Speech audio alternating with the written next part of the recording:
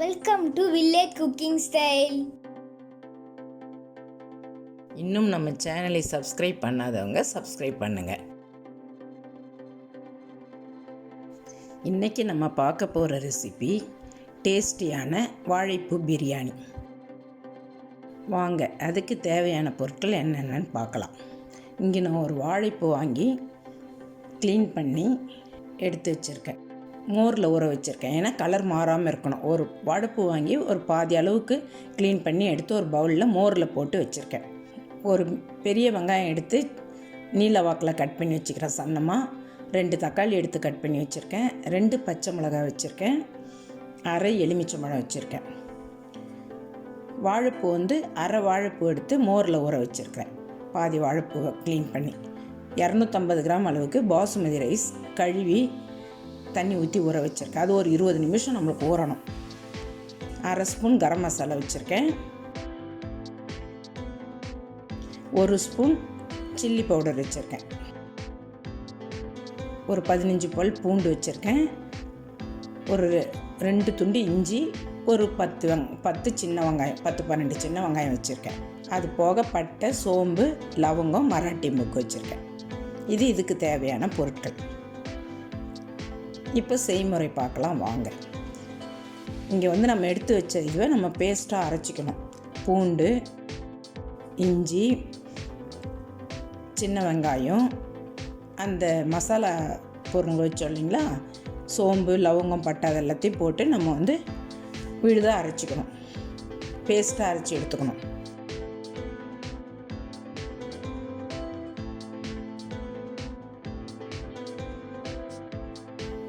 இப்போ நான் பேஸ்ட்டாக அரைச்சி எடுத்துக்கிட்டேன் பாருங்கள். இப்போ நான் ஸ்டவ் ஆன் பண்ணி குக்கர் வச்சு அதில் ஒரு 3 ஸ்பூன் அளவுக்கு, பெரிய ஸ்பூனால் 3 ஸ்பூன் அளவுக்கு நான் ஆயில் சேர்த்து விடுறேன். சேர்த்துட்டு பிரிஞ்சி இலை, 2 கிராம்பு, ஒரு ஏலக்காய் போடுறேன்.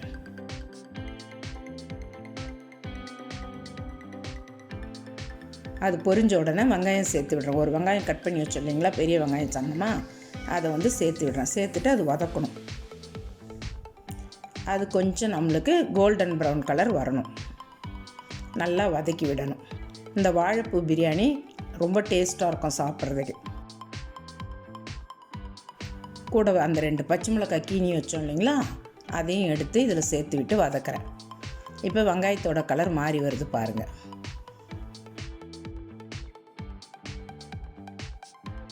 இந்த ஸ்டேஜில் நம்ம தக்காளி சேர்த்து வதக்கணும்.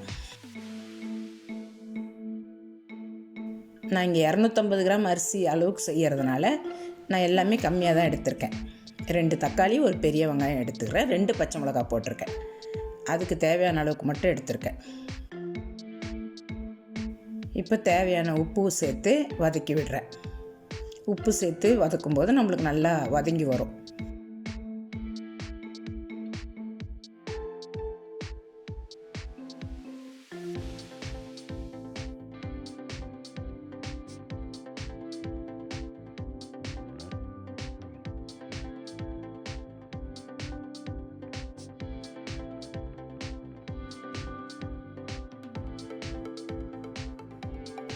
இந்த ஸ்டேஜில் நம்ம வாழைப்பூவை சேர்த்து விடணும்.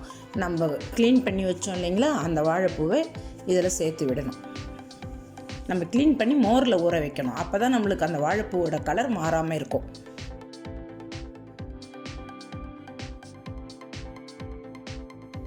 இப்போ அந்த வாழைப்பூவை போட்டு எல்லாம் ஒன்றா நல்லா மிக்ஸ் ஆகிற மாதிரி நம்ம நல்லா வதக்கி விடணும்.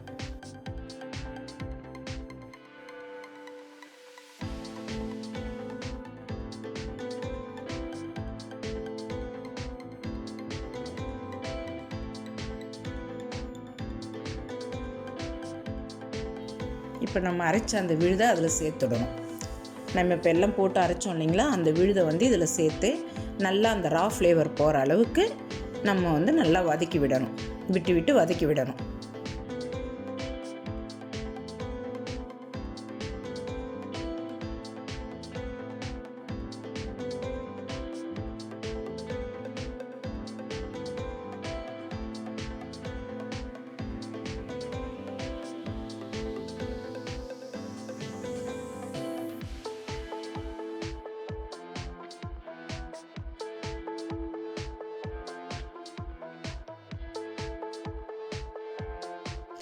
நல்லா வதக்கினா தான் நம்மளுக்கு பிரியாணி டேஸ்ட்டாக இருக்கும். இப்போ கொஞ்சம் மஞ்சத்தூள் போட்டிருக்கேன், சில்லி பவுட்ரு சேர்த்து விடுறேன், கரம் மசாலாவும் சேர்த்து விட்டுறேன். சேர்த்துட்டு நம்ம திரும்பவும் நல்லா வதக்கி விடணும். நல்லா எல்லாம் மிக்ஸ் ஆகிற அளவுக்கு நம்ம நல்லா வதக்கி விடணும்.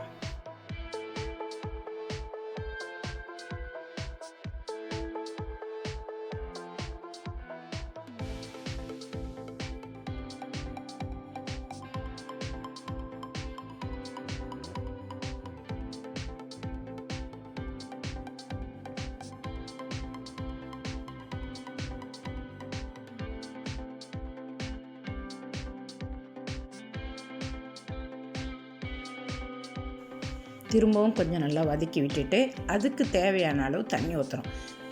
நான் 1 டம்ளர் அரிசி எடுத்தேன், 250 கிராம் பிடிக்கிற அளவில் 1 டம்ளர் அரிசி எடுத்தேன். அந்த டம்ளர் மெஷர்மெண்ட்டுக்கு 1.5 டம்ளர் தண்ணி ஊற்றிருக்கேன். 20 நிமிஷம் அரிசி பாசுமதி ரைஸை ஊற வச்சுட்டு நம்ம 1க்கு 1.5 தண்ணி ஊற்றணும். நீங்கள் எந்த டம்ளரில் அளவு எடுக்கிறீங்களோ அதுக்கு 1க்கு 1.5 எடுத்துக்கணும். நம்ம குக்கரில் செய்கிறதுனால ஓப்பன் டபரா மாதிரி செஞ்சால் 2 டம்ளர் ஊற்றணும்.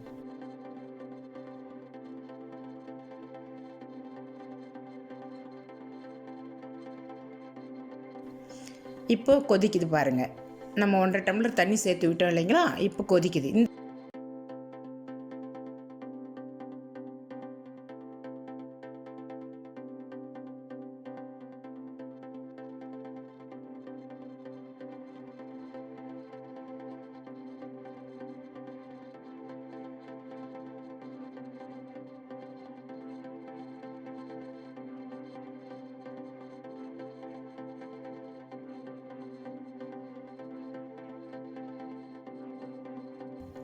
புதினா போட்டு நல்லா கிளறி விடணும்.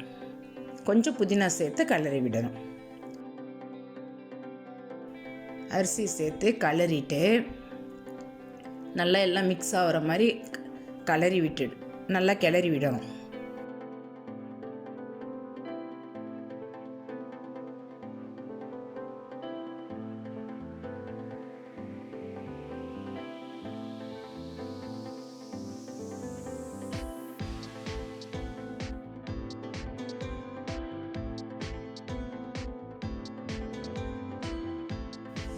ஒரு ஸ்பூன் அளவுக்கு நெய் ஊற்றணும். நெய் ஊற்றினா டேஸ்ட்டாக இருக்கும். நெய் ஆப்ஷனல் தான், நெய் ஊற்றினாலும் நல்லாயிருக்கும், ஊற்றலைனாலும் நல்லா தான் இருக்கும். தேவைப்பட்டால் ஊற்றிக்கலாம், இல்லைன்னா ஸ்கிப் பண்ணிடலாம். நான் ஒரு ஸ்பூன் நெய் ஊற்றி லெமன் எடுத்து வச்சு இல்லைங்களா, அரை லெமன், அந்த அரை லெமனும் பிழியக்கூடாது. அதில் பாதி அளவுக்கு நம்ம ஒரு 10-15 ட்ராப் அளவுக்கு நம்ம பிழிஞ்சு விட்டுடணும். அந்த ரைஸில் பிழிஞ்சு விட்டுட்டு நம்ம நல்லா கிளறிட்டு இப்போ நம்ம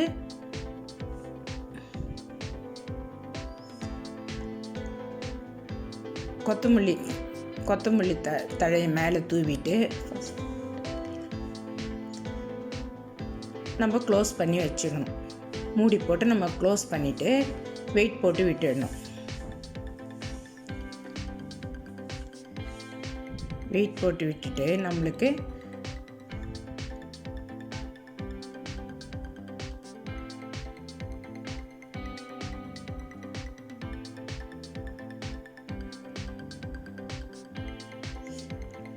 ரெண்டு விசில் வரணும். இப்போ ஒரு விசில் வந்துடுச்சு,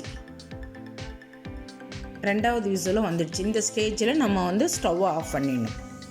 ஆஃப் பண்ணிவிட்டு அந்த ஸ்டீம் போன பிறகு, ப்ரெஷர் அடங்கின பிறகு நம்ம குக்கரை ஓப்பன் பண்ணி, ப்ரெஷர் அடங்கின பிறகு தான் நம்ம ஓப்பன் பண்ணணும். ஓப்பன் பண்ணி பார்த்தா நம்மளுக்கு பாருங்கள், நல்லா பதமாக உதிரியாக சாதம் நம்மளுக்கு நல்லா ரெடி ஆகிருக்கு. 2 விசிலுக்கு மேலே விடக்கூடாது. இப்போ நம்மளுக்கு நல்லா கரெக்டாக உதிரியாக இருக்குது பாருங்கள். இப்போ நம்ம எடுத்து சர்வ் பண்ண வேண்டியது தான்.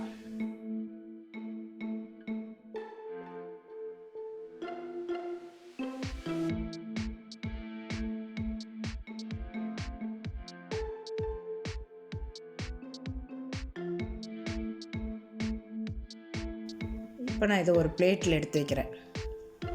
பிளேட்டில் எடுத்து வச்சு நம்ம சர்வ் பண்ண வேண்டியதுதான். இப்போ நம்மளுக்கு அருமையான வாழைப்பூ பிரியாணி ரெடி. நீங்கள் மறக்காமல் ஒரு முறை ட்ரை பண்ணி பாருங்கள். ட்ரை பண்ணி பார்த்துட்டு உங்கள் ஃபீட்பேக் என்னன்னு சொல்லுங்கள்.